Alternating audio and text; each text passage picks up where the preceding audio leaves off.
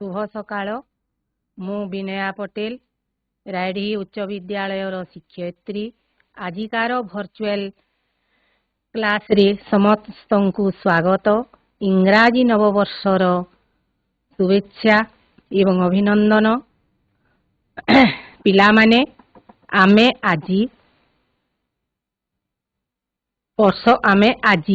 वर्ष को 12 मास 6 ऋतु विषय रे पढ़िबा। वर्ष को 12 मास समस्ते जानिछ सेठी 6 ऋतु। एही 6 ऋतु पृथ्वी पृष्ठ रे 6 भौणी परी परस्परर हाथ धरा धरी होई आगमन करिथांती एवं सेमाने निज निजर सौंदर्य द्वारा धरा पृष्ठ रे रूप बदलाई थांती। एही 6 ऋतु मानक मध्यरु अनुभूत हेउथिबा शरत ऋतु अनन्य शोभाराशि धरी धरा पृष्ठ को आसी थाए एवं निजर अनुपम सौंदर्य रे परिप्रकाश करी जनमन को आह्लादित करी थाए। पिला माने आमे आजी साहित्य सौरभ बहिर शरत नई कूले कविताटी आलोचना करिबा।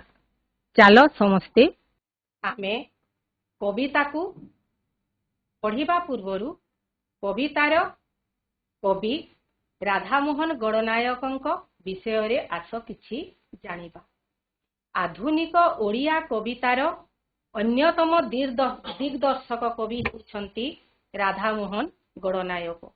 तांकर जन्म अविभक्त ढेंकानाल जिल्ला अनुगुल निकटवर्ती पलंडापाल ग्राम रे 1911 ख्रीष्टाब्द अगस्त 25 तारीख रे जन्म ग्रहण से करिथिले।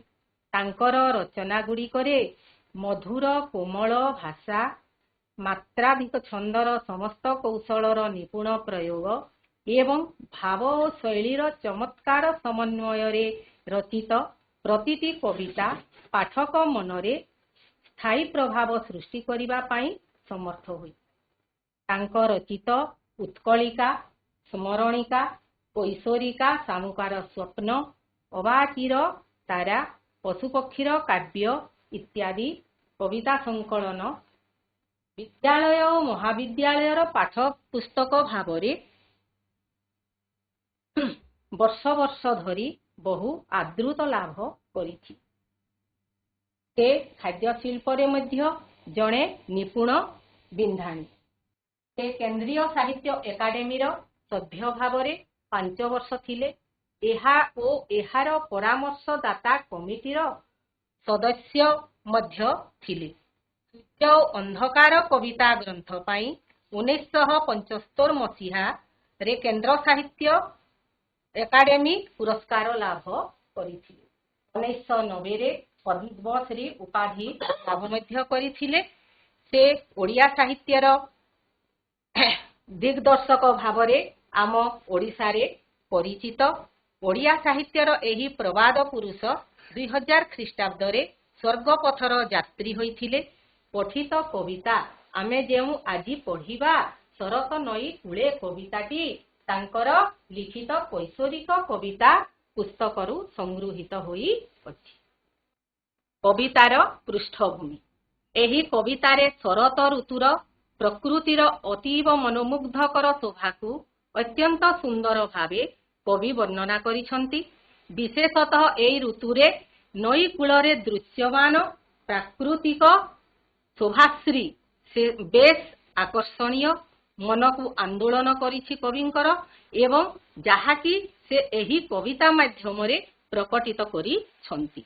नई कूलरे शरत ऋतुरे जेउ सबु मनोरम दृश्य देखिबाकू मिले ताहा निम्नोक्त प्रत्येक पदरे वर्णित एवं एही कवितार विषय। कविता को आस आमे एबे सुनिबा पाठ करिबा एवं ताकू ग्रहण करिबा एही वीडियो माध्यम रे। कवितार शीर्षक शरत नई कूले कवि राधामोहन गणनायक।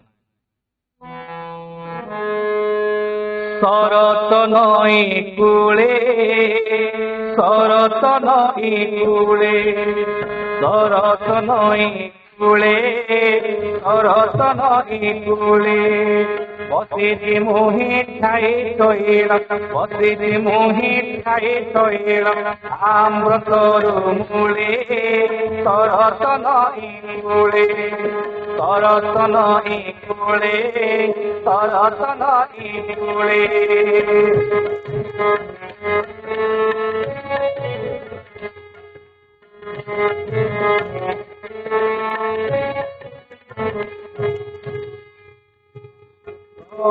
তীর সবুজ কোল মোর মন ହେଉଛି ବୋଳ নয়ন মম ভ্রমর সম মাধুরী টাকি বুলে মাধুরী টাকি বুলে মাধুরী টাকি বুলে মাধুরী টাকি বুলে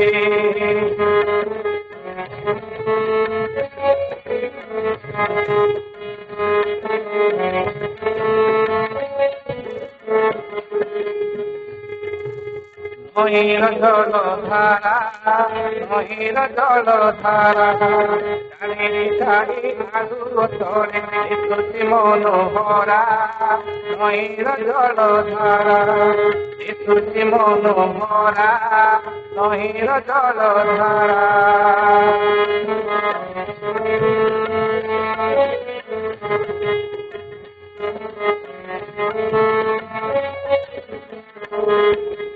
নহির জল ধারা নহির জল ধারা কালেরি ছাই আলু তলে কালেরি ছাই আলু তলে এসুচি মনোহরা নহির জল ধারা এসুচি মনোহরা নহির জল ধারা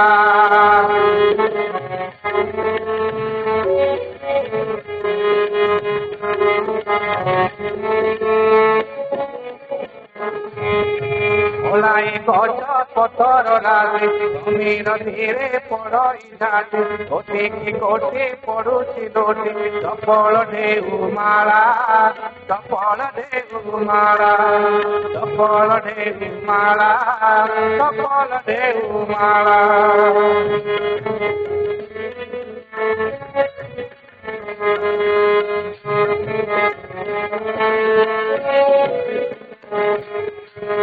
মনে ভোক বসিছি তার সুর এক পাশে শিকার অবিলাসে শিকার অবিলাসে শিকার অবিলাসে বাইরে যাহা অতুল সুখী এই বরে আপন মুখে নদিয়া ঝাপ মারি উঠই নীলাকাশে উঠই নীলাকাশে উঠাই নীলাকাশে উঠাই নীলাকাশে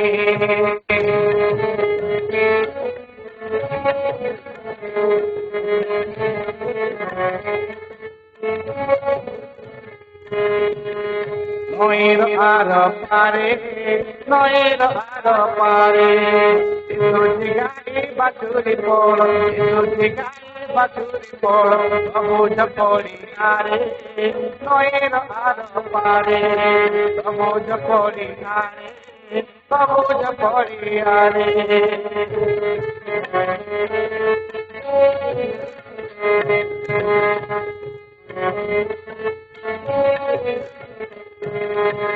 গোপাল পুয়া সহি গায়ে কইতে তোরে দেউতি গায়ে ও সোনাটি উঠুছি মাটি কতে কি তালে তালে কতে কি তালে তালে কতে কি তালে তালে কতে কি তালে তালে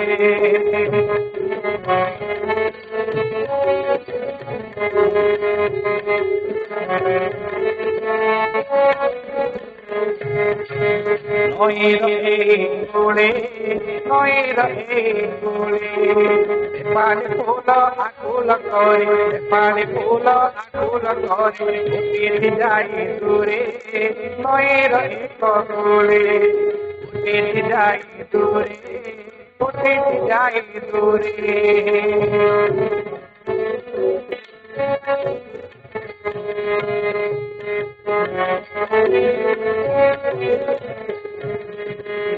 মধুর তার মোহ করাতে পবন সাথে तुझी बाते आवे सबोला चित्त मोर ताहारे साथे गोरे ताहारे साथे गोरे ताहारे साथे गोरे ताहारे साथे गोरे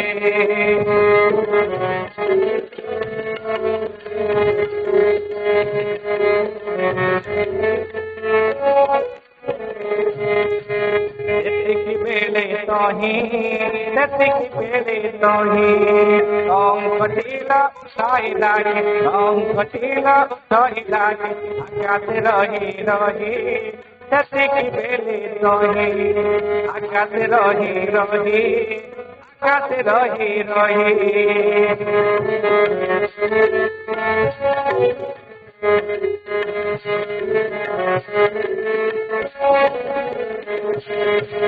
तुरे ଥିଲେ ବାଳକ ଦଳ ତୁରେ ମିଳି ମିଳିଲେ ତୋର ରେ ଭାଇ ବିଜୟ ଶ୍ରୀ ଦେଖରେ ଦେଖ ଭାଇ ଦେଖରେ ଦେଖ ଭାଇ ଦେଖରେ ଦେଖ ଭାଇ ଦେଖରେ ଦେଖ ଭାଇ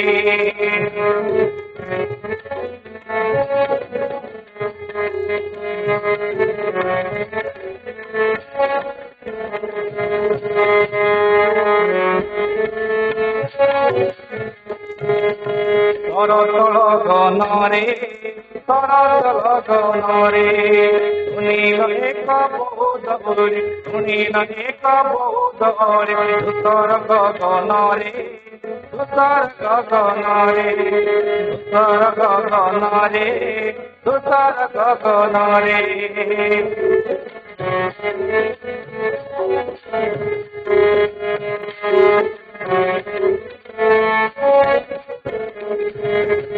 উপরে মেঘ তলে নই মনরে মোর দিয়ই কই বুঝি নামে সুতমামে ভরসু জীবনরে ভরসি জীবনরে ভরসি জীবনরে ভরসি জীবনরে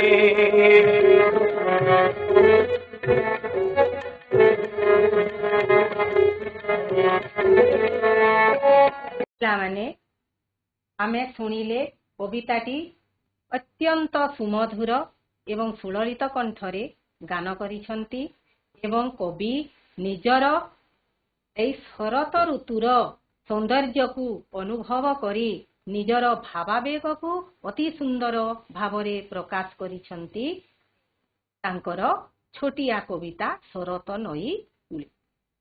ଆସ ଆମେ ଏହି କବିତାର ଭାବାର୍ଥ ଏବଂ କଠିନ ଶବ୍ଦର ଅର୍ଥ ଜାଣିବା। ଶରତ ନଈ କୂଳେ ବସିଛି ମୁହିଁ ଛାଇ ଛଇଳ ଆମ୍ରତରୁ ମୂଳେ ପ୍ରକୃତିର ସବୁଜ କୋଳ ଏ ମୋର ମନ ହେଉଛି ଭୋଳ ନୟନ ମମ ଭ୍ରମର ସମ ମାଧୁରୀ ଚାଖି ବୁଲେ। ଶରତ ଋତୁର ପରିବେଶ ପ୍ରାକୃତିକ ସୌନ୍ଦର୍ଯ୍ୟ ତାହା ପୁଣି ନଈ କୂଳରେ ବସିଛନ୍ତି ଆମର କବି ଏବଂ କବି ସେଇ ଗଛର ଛାଇରେ ଅତି ସୁନ୍ଦର ଛଇଳ କହିଲେ ସୁନ୍ଦର ସୁନ୍ଦର ଛାଇ ତଳେ ଆମ୍ବ ଗଛ ମୂଳରେ ବସିଛନ୍ତି ଏବଂ ପ୍ରାକୃତିକର ଶୋଭା ରାଶିକୁ ଅତ୍ୟନ୍ତ ମନମୁଗ୍ଧକର ଭାବରେ ସେ ଗ୍ରହଣ କରୁଛନ୍ତି ଏବଂ ତାଙ୍କର ମନ ସେଇ ଶରତ ଋତୁର ପ୍ରକୃତିର ସବୁଜ କୂଳରେ ଯେଉଁ ବସିଛନ୍ତି ସେହି ପ୍ରକୃତିର ଶୋଭା ରାଶିକୁ ଦେଖି ତାଙ୍କର ମନ ଅତ୍ୟନ୍ତ ବିହ୍ୱଳ ହୋଇ ଉଠୁଛି। କହିଲେ କଣ?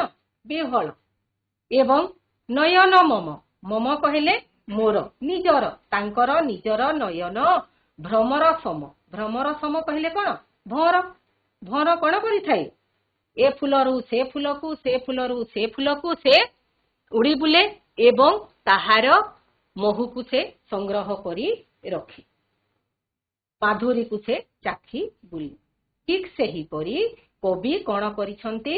ସେ କହୁଛନ୍ତି ମୋର ନୟନ ଭ୍ରମର ସଙ୍ଗେ ସମାନ ଭ୍ରମର ଯେପରି ଏ ଫୁଲରୁ ସେ ଫୁଲକୁ ଉଡ଼ି ବୁଲେ ମୋର ଆଖି ପ୍ରକୃତିର ଶୋଭା ରାଶିକୁ ଦେଖି ଏଆଡ଼କୁ ସିଆଡ଼କୁ ମାନେ ଉଡ଼ି ବୁଲୁଛି ଏବଂ ତାହାର ସୁଷମା ତାହାର ସୌନ୍ଦର୍ଯ୍ୟକୁ ସେ ଗ୍ରହଣ କରୁଅଛି। ମାଧୁରୀ କହିଲେ କଣ? ମଧୁରତା ବା ସୌନ୍ଦର୍ଯ୍ୟ ପ୍ରକୃତିର ସୌନ୍ଦର୍ଯ୍ୟକୁ ସେ ଗ୍ରହଣ କରୁଅଛି।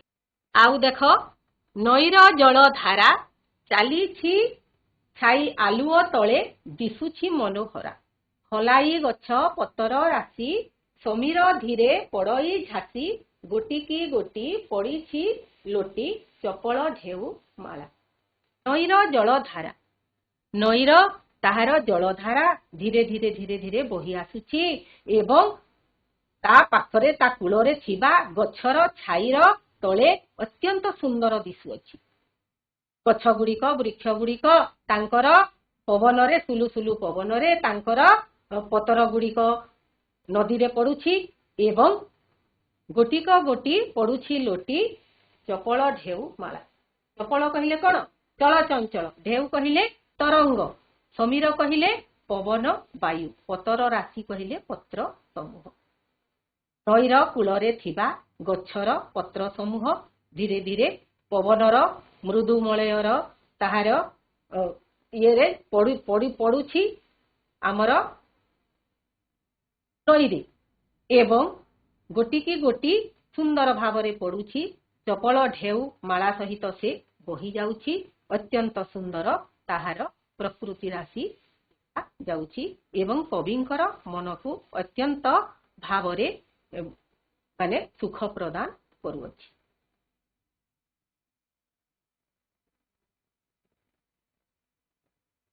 ମୌନ ବକ ବସିଛି ତାର ସୁଅର ଏକ ପାଶେ ଶିକାର ଅଭିଳାଷେ।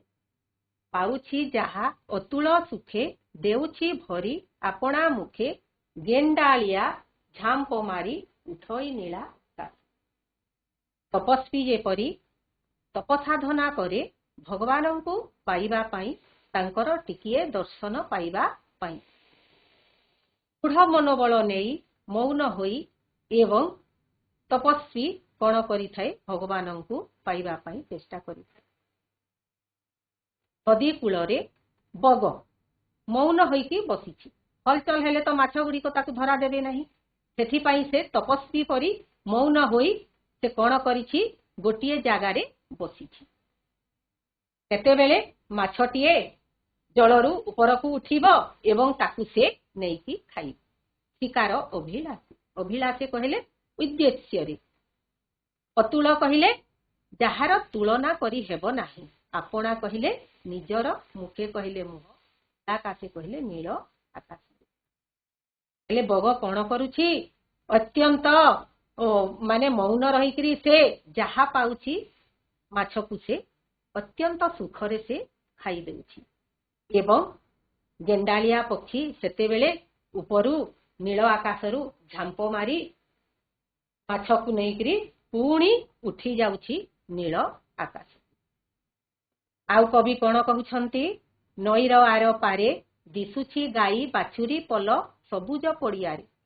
ଗୋପାଳ ପୁଅ ସେଇଠି କାହିଁ ବଂଶୀ ସୁରେ ଦେଉଛି ଗାଇ।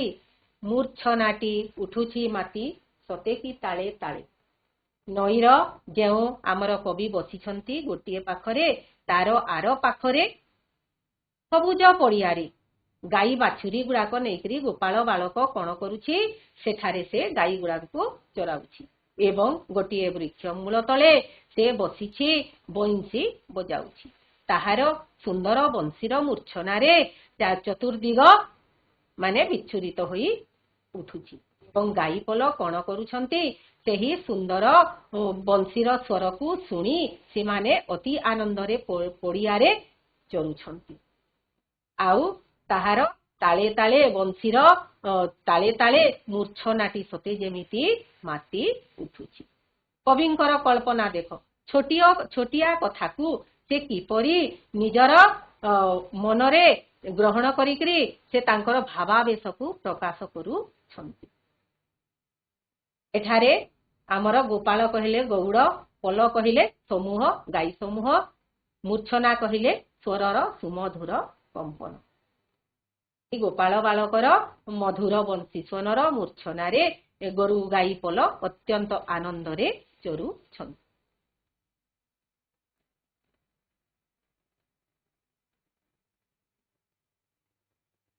ନଈର ଏଇ କୂଳେ ସେପାଳି ଫୁଲ ଆକୁଳ କରି ଫୁଟିଛି ଯାଇ ଦୂରେ ତାର ମହକ ରାଶି ପବନ ସାଥେ ଆସୁଛି ଭାସି ଆବେଶ ଭୋଳ ଚିତ୍ତ ମୋର ତାହାରି ସାଥେ ପୁରେ।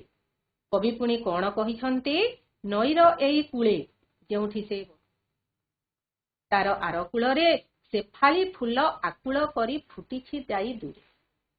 ଫାଳି ଫୁଲ ଗଙ୍ଗଶିଉଳି ଫୁଲ, ଆକୁଳ କହିଲେ ବ୍ୟାକୁଳ, ବ୍ୟାକୁଳ ଭାବରେ ସେଠି ମାନେ କବିଙ୍କର ମନକୁ ଆକୁଳ କରିଦେଉଛି। ସେଫାଳି ଗଙ୍ଗଶିଉଳିର ତାହାର ମହକ ଯେଉଁ ଆରପାରିରେ ଫୁଟିଛି ସେଇ ଫୁଲର ମଧୁର ମହକରେ ପବନରେ ମଧୁର ମହକ ତାର ପବନରେ କବିଙ୍କର ତାଙ୍କର ପାଖକୁ ଆସୁଛି ଏବଂ ସେହି ମହକକୁ କବି ଗ୍ରହଣ କରି ବହୁତ ବିହଳ ହୋଇ ଉଠୁଛନ୍ତି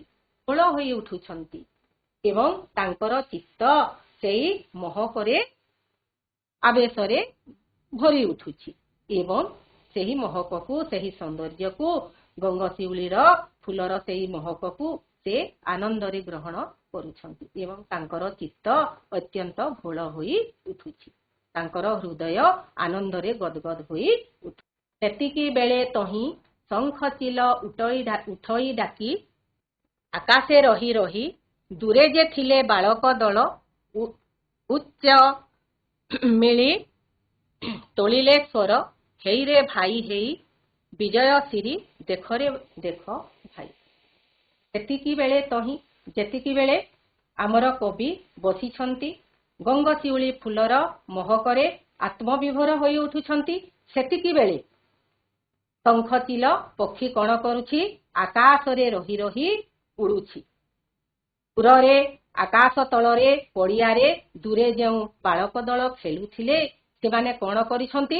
ସମସ୍ତେ ଏକ ସ୍ୱରରେ ଉଚ୍ଚ ସ୍ୱରରେ ସେହି ଶଙ୍ଖଚିଲକୁ ବିଜୟର ସିରି ଶଙ୍ଖଚିଲକୁ ଦେଖିକରି ସେମାନେ ଆନନ୍ଦରେ ଗଦଗଦ ହୋଇକରି ସେମାନେ ଡାକୁଛନ୍ତି।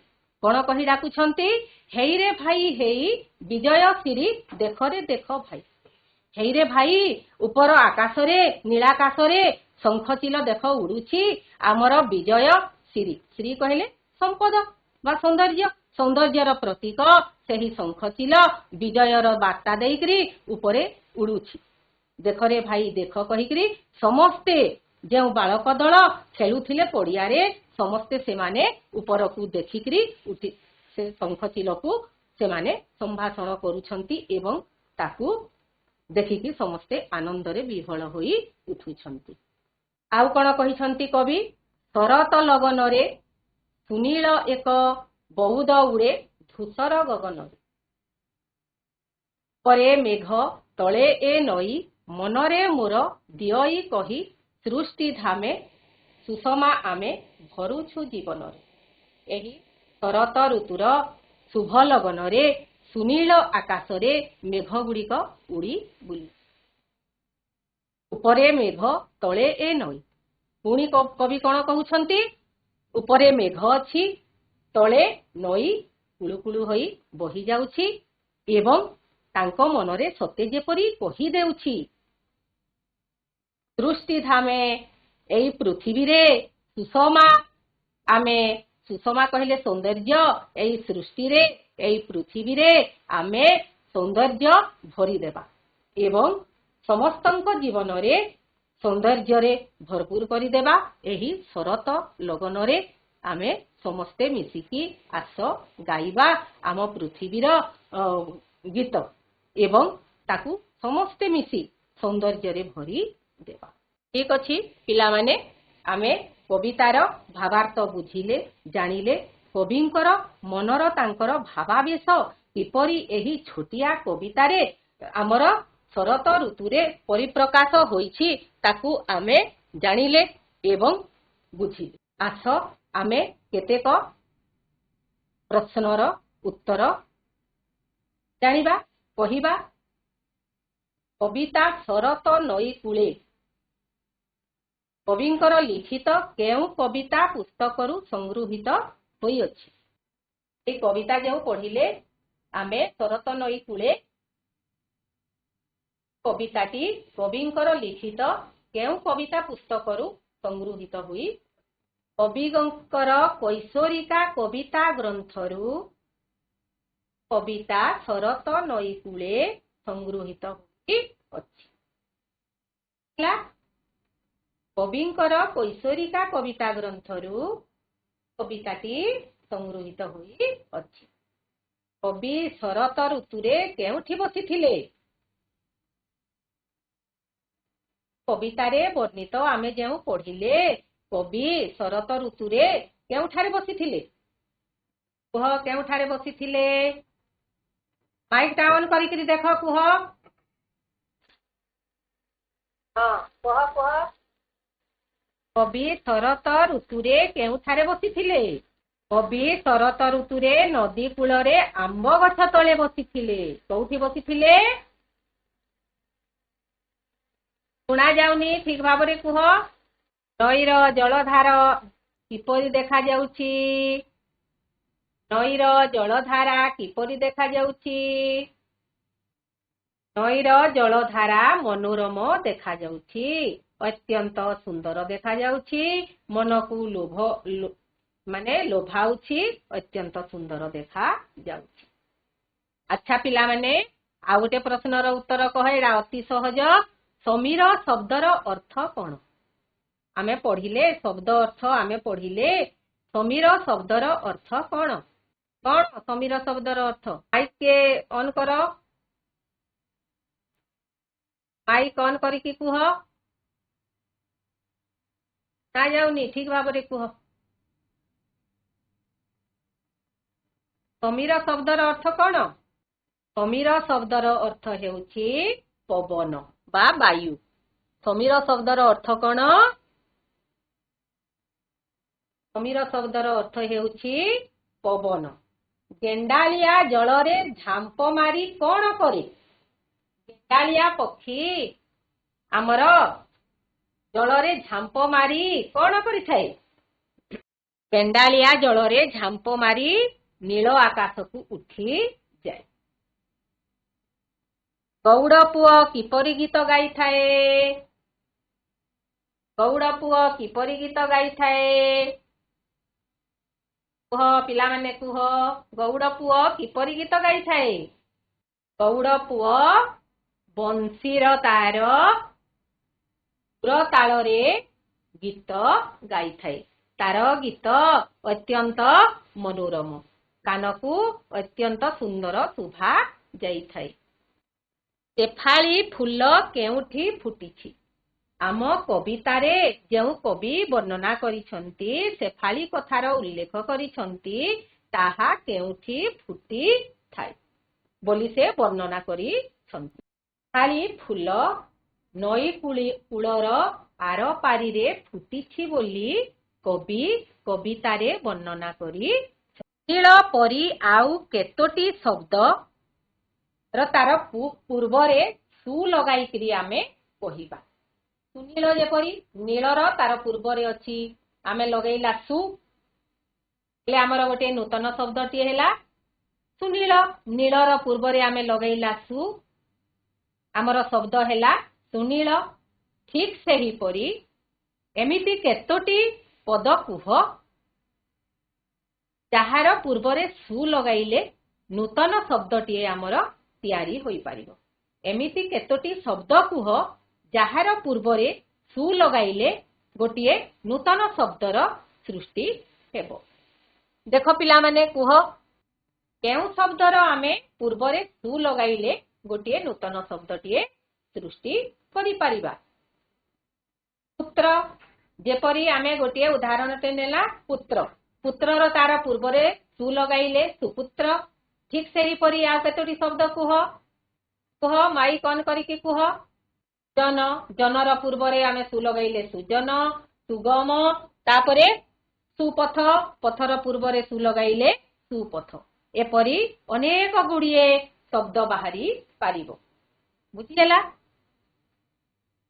ତାପରେ ଆମେ ନେକ୍ସଟ ପ୍ରଶ୍ନକୁ ଯିବା।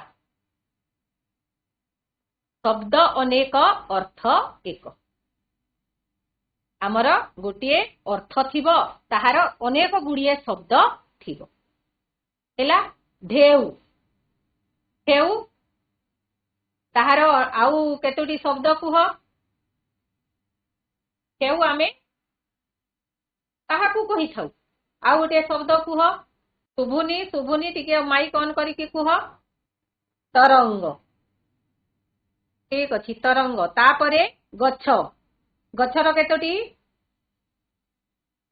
गछर अर्थ बुझाउथिबा केतोटी शब्द कुह वृक्ष तरु आमे कवितारे सबु पढिछु सबु शब्दर आउ गोटे गोटे अर्थ थिबा शब्द आमे कवितारे पढिछु भ्रमर भ्रमर माने कुह आ केतोटी शब्द भ्रमरर कुह भर अळी ठीक अछि भर अळी तापरे आमर जल जलर कह जलर तो समस्ते जानी थिबो कुह आ केतोटी अर्थ नीर अंबु तुमर आ बहुत अछि जलर तार परे समीर समीर पवन वायु नयनर ठीक सही परी नयनर ठीक सही परी नेत्र चक्षु हैला तमे समस्ते खातारे टिपी रख तमर भविष्य रे काम रे आसीबो तापरे आउ गुटे आमे नेबा प्रश्न सबुज कोळ मौन बक धीर समीर शब्दरे थिबा विशेष्य पद गुड़िक लेख बा कुह आमर सबुज कोळ रे आमर विशेष्य पदटी कुह कोउटा आमर विशेष्य पद सबुज ना कोळ कोउटी आमर विशेष्य पद कोळ सेही परी मौन बकर विशेष्य पदटी बक धीर समीर तार विशेष्य पदटी कण समीर जानी पारिल तापरे आमे आउ गोटे प्रश्न को जीवा जोटा कि तम मानक पाई बहुत उपयोगी एवं ताहार इम्पोर्टेंस बहुत अच्छी तम परीक्षा रे सबु बेले सेटा पड़ी थाए ताहा तमे भल भाबरे बुझिबा एवं जानिबा दरकार सरल भाषा रे बुझाई लेख बा सरलार्थ लेख प्राय तुमर परीक्षा रे पड़ी थाए तम वार्षिक परीक्षा रे पड़ी थाए सरल भाषा रे बुझाई लेख बा सरलार्थ टिए लेख अछि नयन मम भ्रमर सम माधुरी चाखी बुले एही पदटी आमे कविता रे पढ़िछु एही पदटी तो तार माने भावार्थ को आमे एठी लेखिबा कवि कोन कहिबाकू चाहिछंती एही पदरे ताकू आमे सरलार्थ भावरे लेखिबा हैला तमे फास्ट एमिति लेखिबो नयन मम डॉट डॉट देई देबो चाखी बुले तापरे ताकू आमे विस्तृत भावरे लेखिबा कवि कोन कहिबाकू चाहुछंती एही पदटी रे ताहा आमे एही पदकू सरल भाषा रे हेकरी लेखिबा हेले प्रथमे कोन लेखिबा उक्त पद्यांशटी आम साहित्य बहिर श्रीजुक्त राधामोहन गणनायकଙ୍କ द्वारा रचित शरत नई कूले कवितारू संगृहीत तो पद्यांशटी एटा पठित हो जाइछि एटा गठित हो जाइछि एटा पठित हैला सेटा पठित हेबो साहित्य बहिर श्रीजुक्त राधामोहन गणनायकଙ୍କ द्वारा रचित शरत नई कूले कवितारू संगृहीत होइछि एठारे कवि शरत कालीन प्राकृतिक सौंदर्य को देखि किपरि माने आत्मविभोर होई उठिछंती ताहा एठारे वर्णित करिछंती शरत ऋतुरे कवि नई कूलरे थिबा एक आंब गछर सुंदर छाई रे बसिथिले आंब गछ मूलरे बसिथिले ଏବଂ ନଈକୁ ନଈ ଆଡ଼କୁ ସେ ଚାହିଁଥିଲେ। ଚତୁର୍ଦିଗରେ ସେଇ ନଈର ଚତୁର୍ଦିଗରେ ସବୁଜିମା ମାନେ ପ୍ରକୃତିର ସବୁଜିମା ଭରା ଶୋଭାକୁ ଦେଖି ତାଙ୍କର ମନ ଆତ୍ମବିଭୋର ହୋଇ ଉଠିଥିଲା। ସେ ଆତ୍ମବିଭୋର ହୋଇ ଉଠିଥିଲେ। ସେ ସେହି ଅପୂର୍ବ ଶୋଭା ରାଶିକୁ ଅବଲୋକନ କରି ତାଙ୍କର ମନ ଅତ୍ୟନ୍ତ ଆନ୍ଦୋଳିତ ଏବଂ ସୁଖର ଅନୁଭବ ହୋଇଛି। ନିଜର ଚକ୍ଷୁ ଯୁଗଳକୁ ଭ୍ରମର କରି ସେ ସେହି ଶୋଭାର ମାଧୁର୍ଯ୍ୟକୁ ଚାଖିବା ପାଇଁ ତାଙ୍କର ନୟନ ଘୂରି ବୁଲିଛି। ଶରତ ଋତୁରେ ଏହି ନଦୀ କୂଳର ଦୃଶ୍ୟ ବେଶ ମନୋରମ ହୋଇଥିବାରୁ ସାମୟିକ ଭାବେ କବିଙ୍କର ଦୃଷ୍ଟି ସେ ଆଡ଼କୁ ଆକର୍ଷିତ ହୋଇ ଯାଇଛି। ହେଲା, ଏଇଟା ହେଲା ଆମ ଏଇ ପଦର ସରଳ ମାନେ ଭାଷାଟା। ତାପରେ ଆମେ ଶେଷରେ କଣ ଲେଖିବା? ବାସ୍ତବରେ କବିଙ୍କର ଏଇ ବର୍ଣ୍ଣନା ଅତ୍ୟନ୍ତ ମନୋରମ ତଥା ହୃଦୟ ସ୍ପର୍ଶୀ ହୋଇ ପଡ଼ିଛି। ଏହି ପଦକୁ ଆମେ ସରଳ ଭାଷାରେ ଏହିପରି ବୁଝାଇ ଲେଖିବା ବା ସରଳାର୍ଥଟିଏ ଆମେ ଲେଖିବା। ଆଶା କରେ ସମସ୍ତ ପିଲାମାନେ ଏହାକୁ ଭଲ ଭାବରେ ବୁଝି ପାରିଥିବ ଏବଂ ତାକୁ ତମେ ପରୀକ୍ଷାରେ ପଢିଲେ ନିଶ୍ଚିତ ଭାବରେ ଲେଖିପାରିବ ବୋଲି ମୋର। ତାପରେ ତୁମ ପାଇଁ ଗୋଟିଏ ଗୃହ କାର୍ଯ୍ୟଟିଏ ଅଛି, ସୃଜନାତ୍ମକ ଲିଖନ। ମନରୁ ଭାବି ତମେ